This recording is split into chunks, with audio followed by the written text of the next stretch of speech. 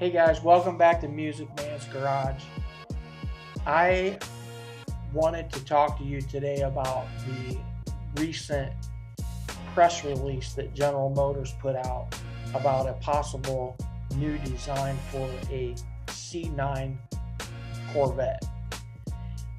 They put out some photographs. I'm going to show you those photographs, and also stick around. I have a short video to show you, and then we're going to talk about what you think about it.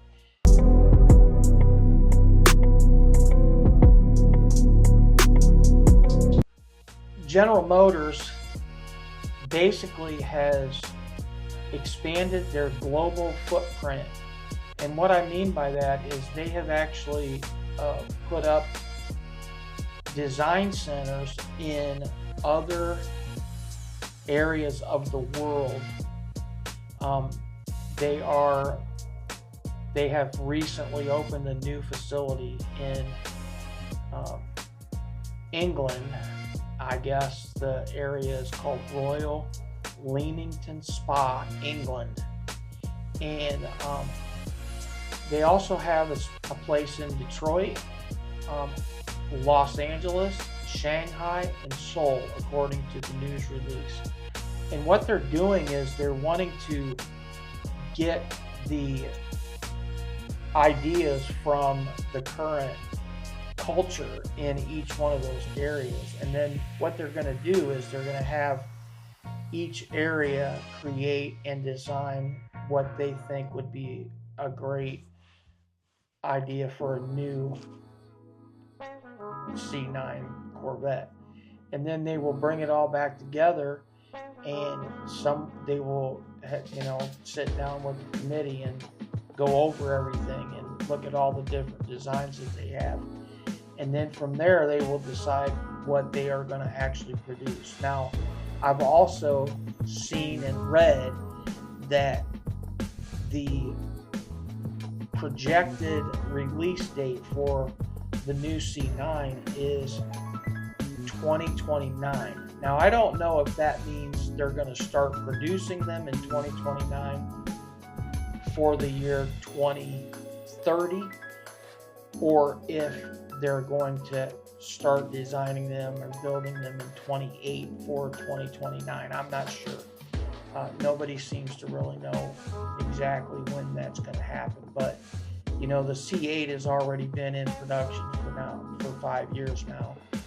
They started the C8 in 2020, and we're in 2025, and they just keep getting better. And the thing is, with this new car, it doesn't have A-pillars in it. If you look real close, it has a split window in the front, and it also has a split window in the back, which is pretty insane. Down in the front, it has those gigantic air intakes, and people are talking about the airflow through there to cool a battery, but I don't know that they're going to actually make a Corvette that is just 100% electric. I believe what they're going to do is they're going to continue to make the E-Ray, and maybe make a couple of different variations of the E-Ray. Also, they'll have the Stingray, which is basically base model. They're getting ready to release the Grand Sport, and then they might have a model that is 100% electric, but I don't think that they're going to go 100% electric. I just don't believe that they would ever do that. They have said in previous releases that they will not get rid of the internal combustion engine, the massive V8 that they've worked so many years to produce and create. So this concept car, basically it's a concept. It came out of the England, UK. This is just their take on the C9. You still have Detroit, Los Angeles, and Shanghai. They're going to all put all all of their input in. But this is pretty incredible. Now, you probably don't know this about me, but I have come really close several times to just jumping all in and going ahead and getting a Corvette. I mean, it's been my lifelong dream to have a Corvette. And Corvette has always been just a little bit right outside of the edge of what I can afford and what I want to afford. I mean, if I bought a Corvette, it would be the most expensive thing and the most incredible thing that I've ever spent money on, ever. Let's go ahead and, watch this video, because the video is insane.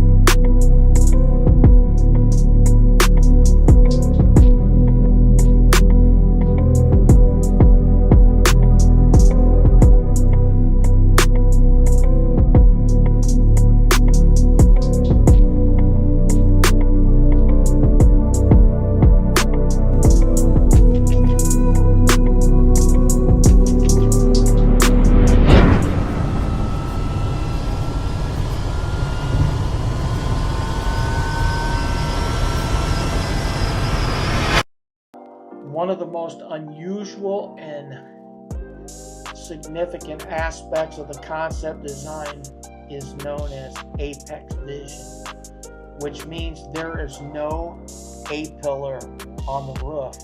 It actually has a split window on the front and a split window in the rear. And I honestly, for me, I think that would be rather strange. But I think one of the reasons why they've done that is so that when you are cornering in, like on a track situation or the twisties in the mountains, whatever, you have that panoramic view from right out the front of the car.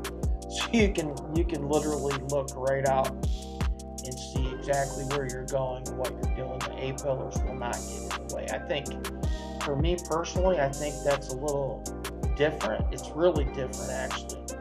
But it also allows them to incorporate like the seagull doors on it, where they lift straight up out of the way.